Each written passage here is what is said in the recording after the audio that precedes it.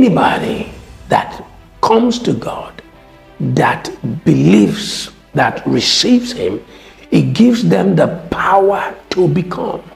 The emphasis here is on becoming. Becoming and sonship involves genetic modification. It's not just about nurture.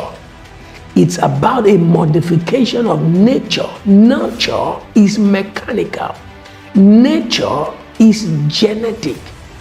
And so the very nature of God becomes the defining factor for the lover of God.